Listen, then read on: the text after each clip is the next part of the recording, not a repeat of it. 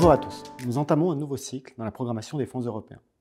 Dans ce cadre, le programme national du Fonds social européen Plus, que nous portons, validé par la Commission européenne, nous permet d'investir dans le capital humain. Nous débutons sa programmation concrète pour 2021-2027, avec un peu de retard du fait de la pandémie. Pour ce nouveau programme, le Fonds social européen se transforme et devient le Fonds social européen Plus.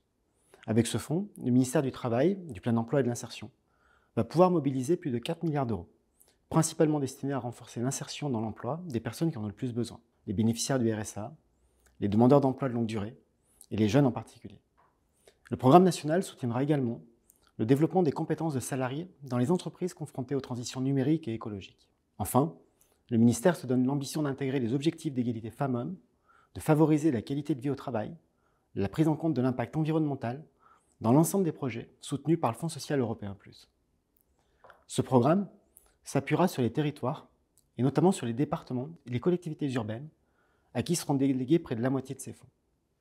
Ainsi, nous permettrons un financement des projets les plus adaptés possibles aux besoins locaux. Cette programmation sera également simplifiée, c'est un engagement fort que je porte.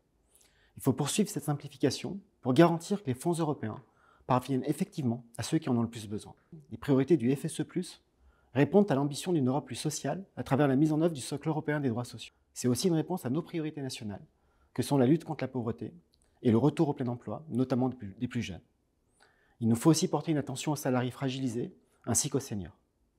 C'est également une Europe plus verte qui se prépare, grâce entre autres, au Pacte vert pour l'Europe. Ce pacte est ambitieux et il veut faire de l'Europe le premier continent neutre pour le climat. Le Fonds de transition juste, un nouvel instrument financier doté d'1 milliard d'euros pour la France, dont 300 millions d'euros pour le renforcement des compétences, s'inscrit justement dans cette démarche. Je vous donne donc rendez-vous en mars, au village des initiatives de FSE+, qui réunira l'ensemble des acteurs et qui permettra d'imaginer ensemble les solutions les plus innovantes de mobilisation des fonds.